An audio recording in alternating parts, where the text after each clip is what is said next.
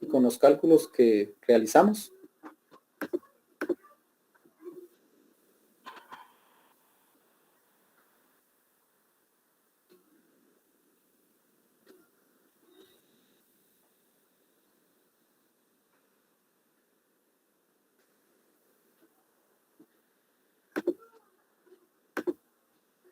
Avancemos si no hay dudas.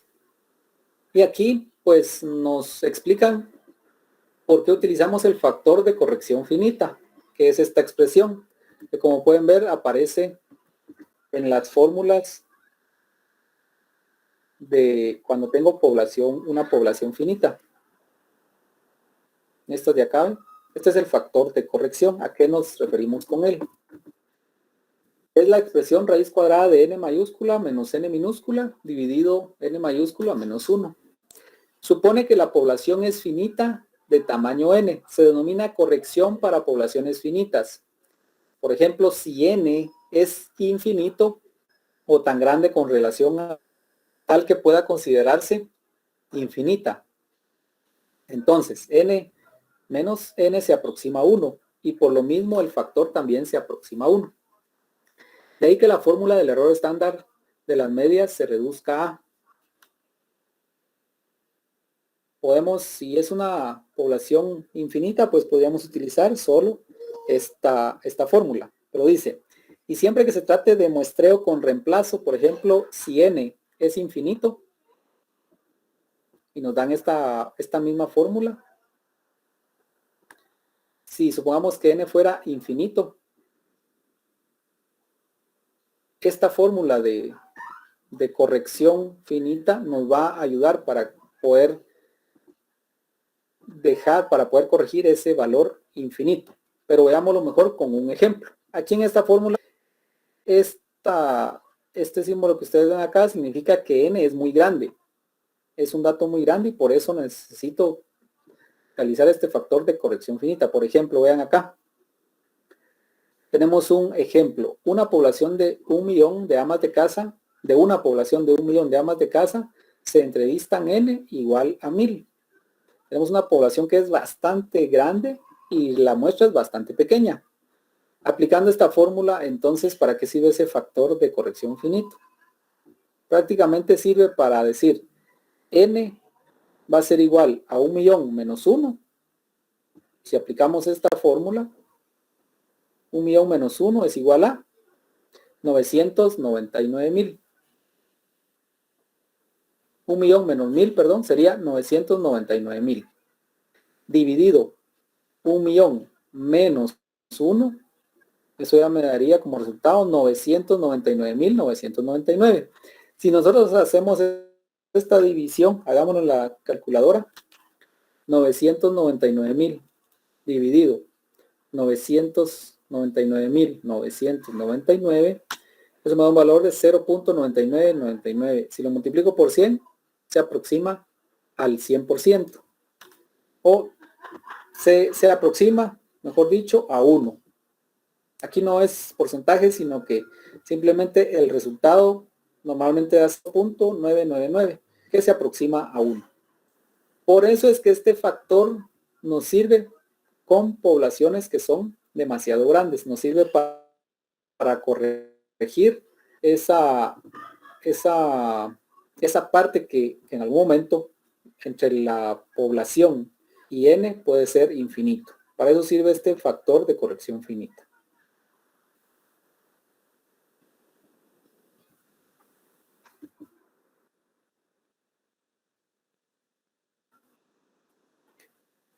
Aquí está otro ejemplo. En una población de n5 elementos se selecciona una muestra de un elemento. Entonces, para corregir utilizando el factor de corrección sería 5 menos 1, 4. Dividido 5 menos 1, 4. Me da igual a 1. Y el concepto básicamente es que si n dividido n por 100 es mayor que un 5%, para el error estándar de la media, lo que ya les había explicado, utilizamos esta fórmula de acá, utilizando el factor de corrección finita, que es este de acá. Pero siempre y cuando se cumpla esta condición. Ahora, si por el contrario es una población infinita n dividido n por 100 es menor o igual a un 5%, prácticamente solo aplico la fórmula sin el factor de corrección infinita. Muy bien, eso sería en cuanto al error estándar de la media, lo que yo debo considerar para realizar los diferentes cálculos. Ahora entremos al tema del tamaño óptimo de la muestra. El tamaño óptimo de la muestra prácticamente va a depender de 4 factores. ¿Cuáles son? En primer lugar, la variabilidad de los datos en análisis, su desviación estándar. B, nivel de confianza o probabilidad de acertar. C, error de muestreo que se requiere y tamaño de la población. Cuando la desviación estándar no se conoce o no es posible determinarla, entonces se puede obtener de una muestra piloto. Una de las fórmulas es la siguiente. Cuando yo quiero saber cuál será el tamaño óptimo de la muestra, cuál debería ser, pues yo tengo que utilizar esta fórmula. ¿Se recuerdan que en ejemplos anteriores ya me daban a mí de cuánto sería esa población? Acá ven, ya me decía, se tiene una población de tamaño n igual a 5 formada por los siguientes valores. Obtener las muestras posibles de tamaño n igual a... Pero lo que vamos a ver ahora es cuál es ese valor óptimo de la muestra, Sn. ¿Cómo yo saber cuál es? Si es un 2, es un 3, es un 5. Bueno, debo tomar en cuenta estos 4 factores y debo aplicar la fórmula 75, que es la que está aquí. ¿Cuál es la simbología de esta fórmula? Tenemos n minúscula, es tamaño óptimo de la muestra. Z mayúscula representa el número de desviaciones estándar de acuerdo a la probabilidad o nivel de confianza. Los más usados son 95 y 99%. Estos porcentajes a ustedes ya se les darían en el examen. ¿Cuáles serían los niveles de confianza? Normalmente los que se usan son 95 y 99%. Necesitamos la varianza de la población. N mayúscula, total de elementos en la población, y EA es el error absoluto de muestreo. Este error absoluto también ya nos lo van a dar en los datos.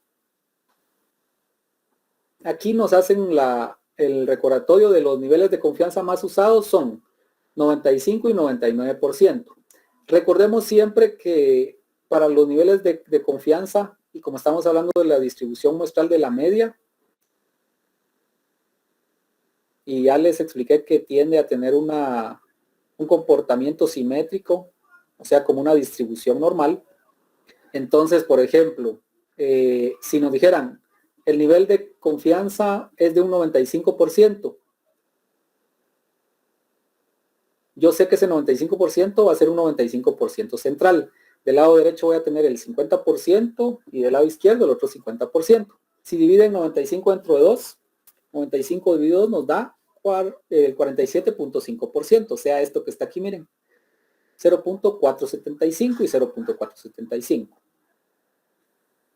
Entonces, si ese fuera el nivel de confianza, un 95%, el valor de Z, ¿cuál sería? Nos tendríamos que ir a la tabla de áreas bajo la curva normal, lo que vimos el tema pasado, en la distribución normal de probabilidades, que nos íbamos a buscar cuáles eran los valores de Z con base a los porcentajes.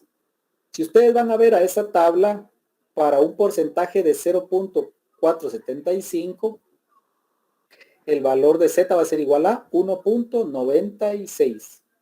1.96. Aquí obviamente les dieron solo este valor para resumir, pero si nos vamos a la tabla de áreas bajo la curva normal, si me dieran un nivel de confianza de la muestra del 95%, yo sé que Z va a ser igual a 1.96, que es lo que está acá. Y si fuera del 99%, Z va a ser igual a 2.58.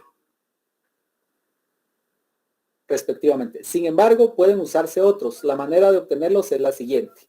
Aquí ya nos dan la forma de obtener esos valores de Z. Para 95% de probabilidad, entonces 0.95 dividido 2 va a ser igual a 0.4750.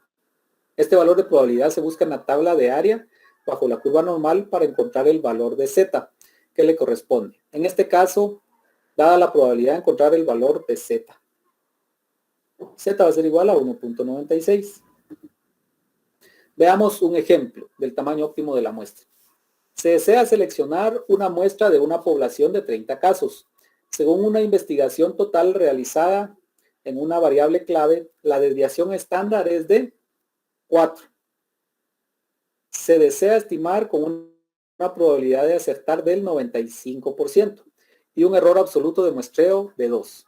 Entonces, ¿cuál es el tamaño óptimo de esta muestra? Aplico la fórmula que está acá, donde n va a ser igual al valor de z, que ya vimos que cuando la probabilidad de acertar es un 95%, a z le corresponde un valor de 1.96. N va a ser igual a 1.96 elevado al cuadrado por la desviación estándar elevado al cuadrado, o sea 4 elevado al cuadrado por n.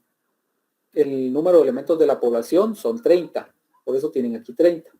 Dividido 1.96 al cuadrado, multiplicado por 4 al cuadrado, más 30 por el error absoluto. Vean que aquí el error absoluto ya me lo están dando. Es de 2. 2 elevado al cuadrado. Si yo aplico esta fórmula con todos esos valores, el resultado final me da que n debe ser igual a 10. Dicho de otra forma, se requiere una muestra de 10 casos para yo poder analizar a esta población de tamaño N3. Y para eso es que se utiliza la fórmula del tamaño óptimo de la muestra. ¿Dudas con el cálculo del tamaño óptimo de la muestra?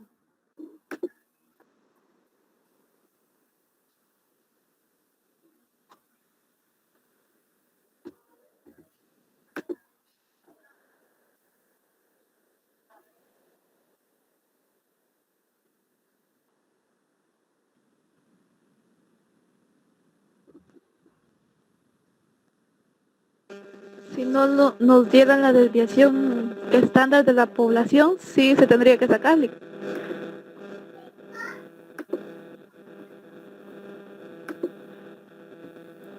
Muy bien.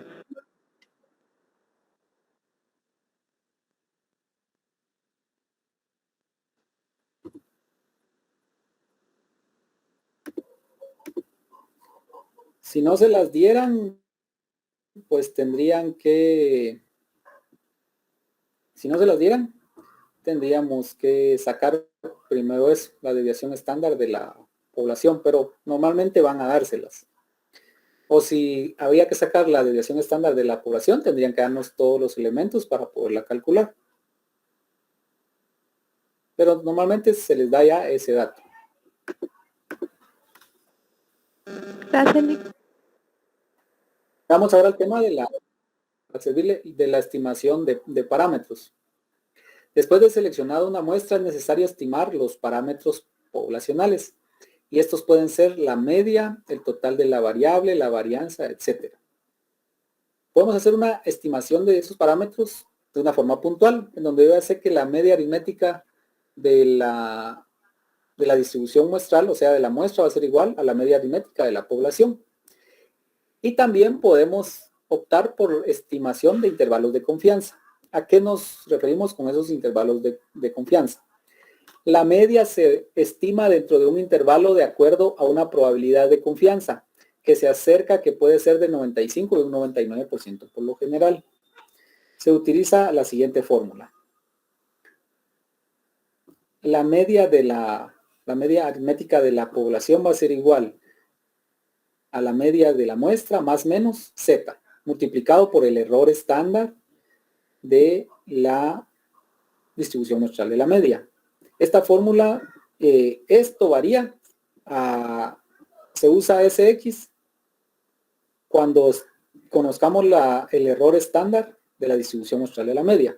Ahora, si no, se utilizaría el símbolo 6 o G, X, si se conoce la desviación estándar de la población.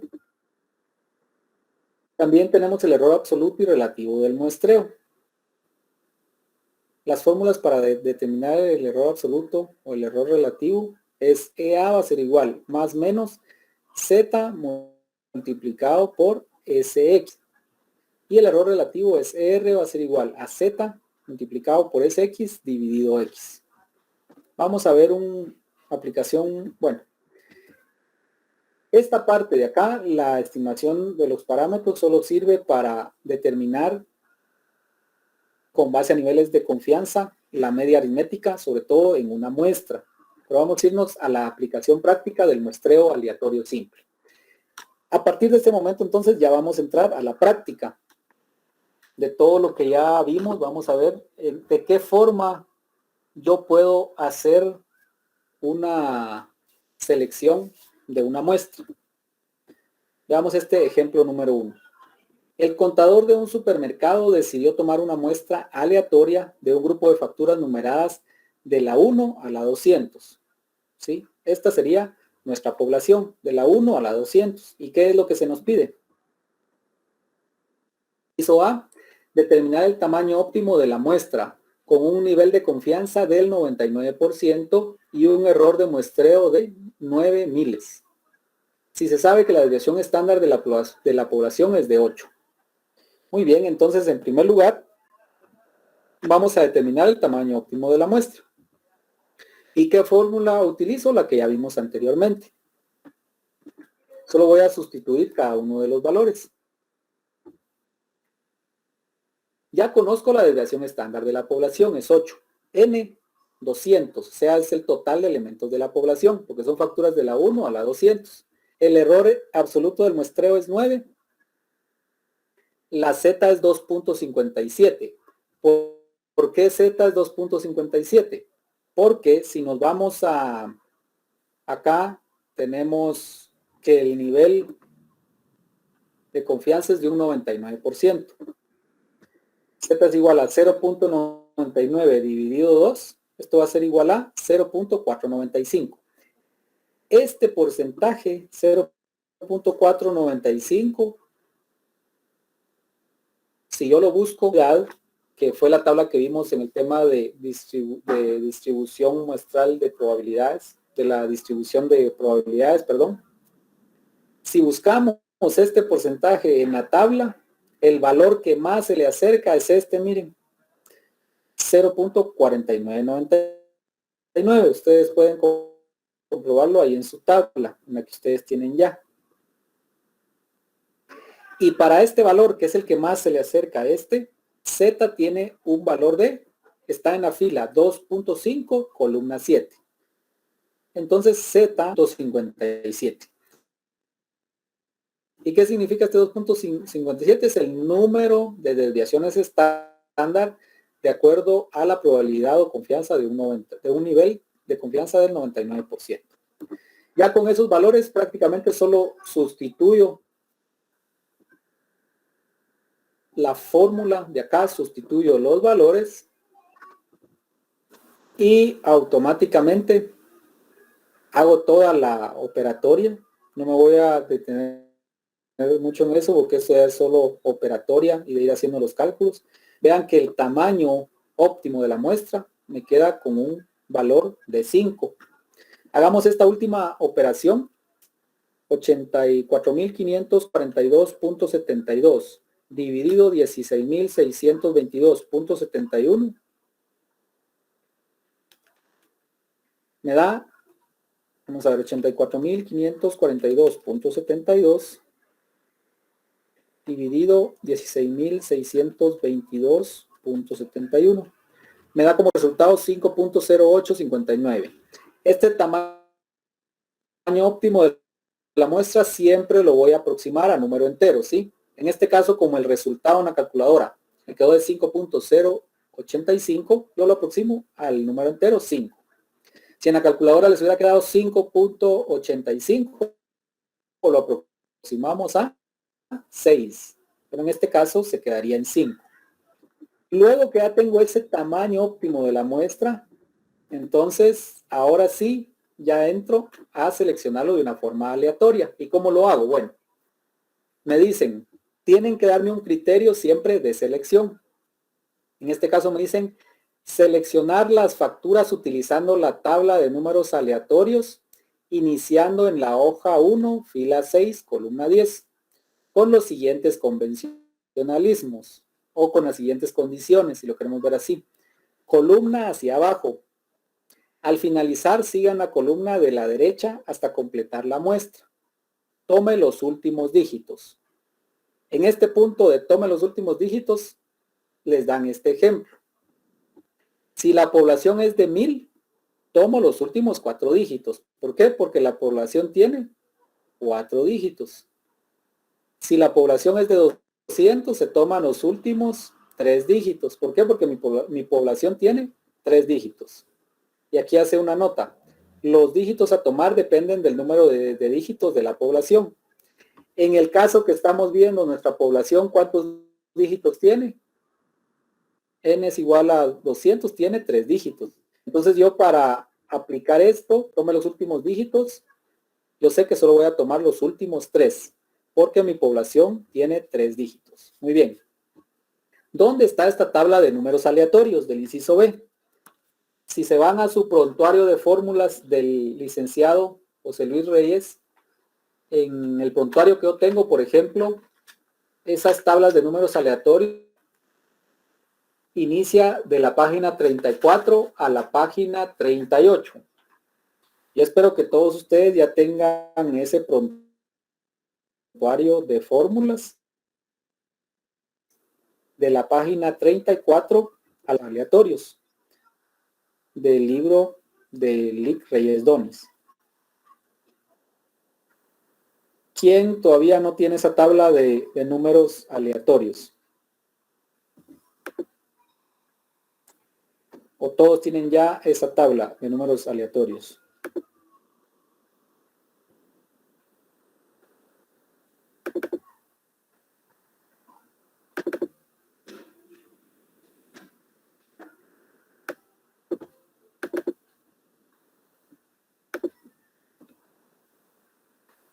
Voy a asumir que todos tienen ya esa tabla de números aleatorios. Ya les digo que va de la página 34 a la página 38. Esa tabla es la que nos va a servir para poder seleccionar nuestra muestra. Entonces acá voy a compartir voy a dejar de compartirles para compartirles toda mi ventana y poder ir viendo alternativamente esa tabla de números aleatorios.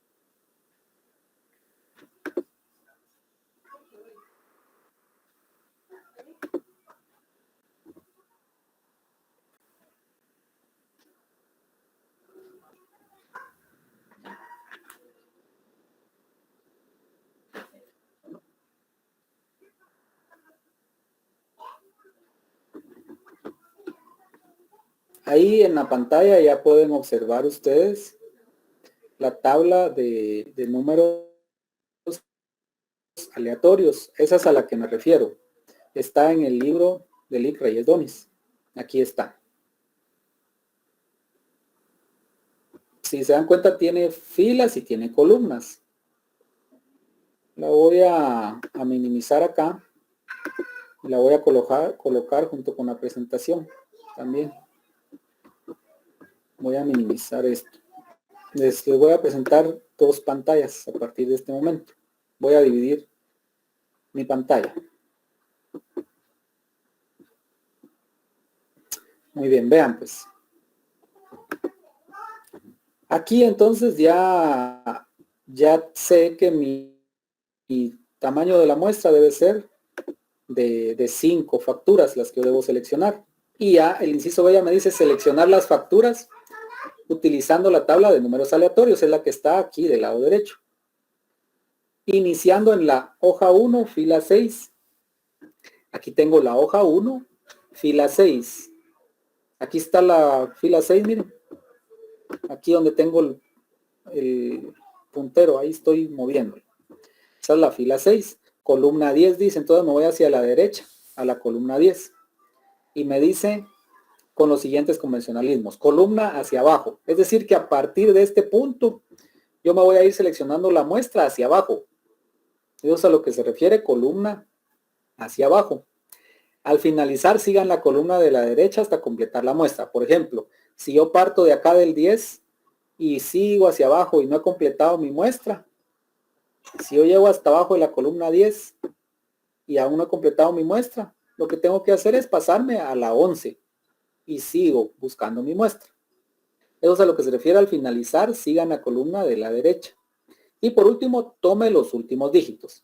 Como ya les mencioné, nuestra muestra tiene nuestra población tiene 3 dígitos, entonces yo voy a tomar para seleccionar mi muestra los últimos 3 dígitos también. Muy bien. Entonces debo seleccionar, dijimos, regresando acá, debo seleccionar 5 facturas. El tamaño de la muestra debe ser de 5. Entonces voy a empezar a seleccionarla. Ya me dijeron que parta de la fila 6, columna 10. Como yo sé que solo voy a utilizar los últimos 3 dígitos, el primero sería 0.53. Esa sería mi primer muestra. 0.53. Voy a poner ya acá. Miren, primer muestra 0.53. Porque si se dan cuenta acá, en la tabla de números aleatorios,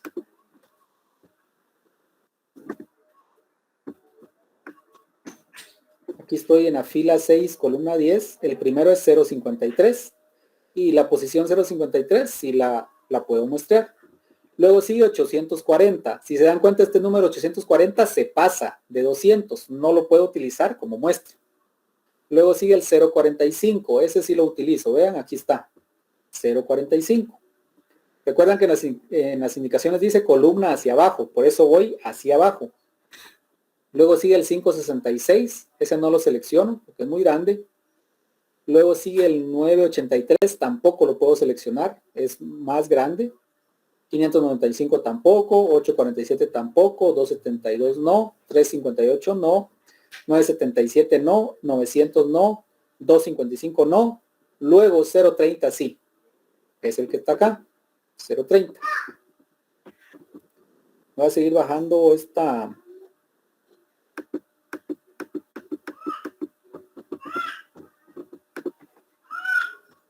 $0.30 dijimos que sí. El 350 no, se pasa de 200. Luego sigue 104. Este sí, miren. El 104. Y por último, el 178. También lo puedo tomar. Y como pueden darse cuenta, seleccioné ya mis 5 documentos. Que están, mucho ojo. Esta selección que yo hice acá no es del monto de las facturas. Es de la posición en la que están esas facturas. Yo voy a ir a la factura que tiene la posición 53 y esa va a ser mi muestra. A la que tiene la posición 45 y también esa, la 30, la 104 y la 108. ¿Alguna duda con la forma de seleccionar la muestra? Los escucho en este momento si tienen alguna duda con la forma de seleccionar la muestra con la tabla de números aleatorios.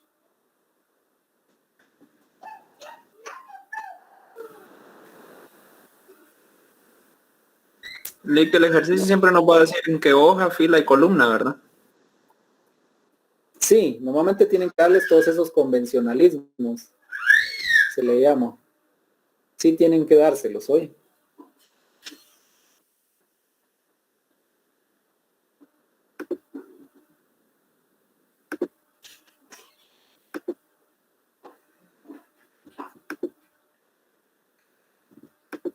con esto pues ya tenemos seleccionadas nuestras muestras. Veamos un último ejemplo porque no nos va a dar tiempo de ver los otros, pero veamos este problema número 4, de una forma rápida. El gerente financiero le ordena que le seleccione una muestra aleatoria de 5 facturas. Aquí ya nos están dando el tamaño de la muestra, las cuales están numeradas de la 1, de la 001 a 201. Elegir las facturas con base a la tabla de números aleatorios, iniciando en la primera hoja, filas, columna 9, verticalmente. Últimos dígitos, al terminar una columna completa, puede seguir a la siguiente. Prácticamente aquí casi son las mismas indicaciones del ejercicio anterior, pero aquí nos dicen de dónde partamos. Nos dice, iniciando en la primera hoja, fila 5. Aquí tengo en pantalla la primera hoja, pero ahora debo partir de la fila 5. Es esta de acá, miren. Esta de acá. De esta fila tengo que partir. ¿De qué columna? De la columna 9, de acá. Fila 5, columna 9. Y me dice que iniciando fila 5, columna 9, verticalmente, o sea, hacia abajo debo irme. Últimos dígitos. Y como mi muestra tiene 3 dígitos, solo voy a tomar los últimos 3 dígitos. Y al terminar una columna puede seguir a la siguiente. Si yo me terminara la columna 9 y no he encontrado mis 5 muestras, me tengo que pasar a la columna 10. Iniciamos acá entonces con la selección de la muestra. ¿Cuáles seleccioné con ese convencionalismo? Con esas instrucciones. Tengo la 684, no la puedo seleccionar porque se pasa, es más grande que 201. 655 tampoco. La 013 sí, miren, por eso ya está aquí seleccionada como la primera muestra. La 014. 331 no, es muy grande. La 158 sí. La 106 también. Y la 180. Ya completé mi muestra. Porque son solo 5 documentos. Con eso ya completé mi muestra. Y ya seleccioné mis 5 elementos. Muy bien, vamos a dejar la clase hasta acá. Llegamos a la lámina número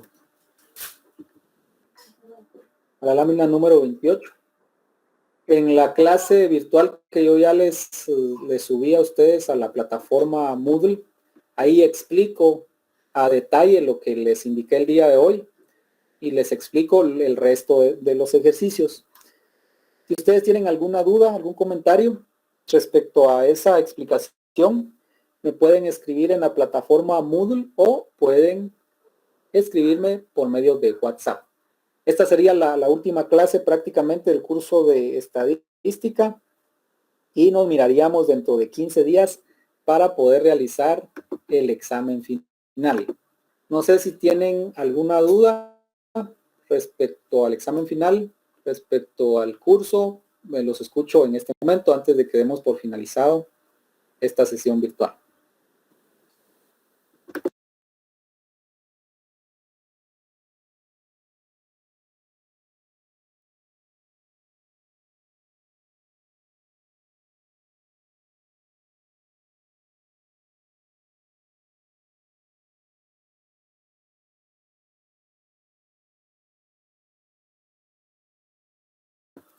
Muy bien, si no hay dudas, entonces nos vemos dentro de 15 días para el examen final.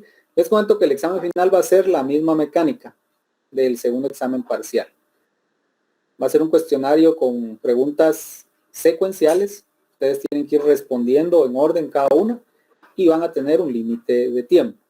Entonces, desde ya les pido, por favor, que traten de estar en un lugar que tengan buen acceso a internet y que podamos llevar la actividad sin ningún problema.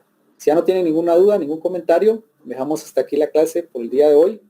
Les deseo un feliz fin de semana y nos vemos dentro de 15 días para el examen final. Gracias, feliz fin de semana.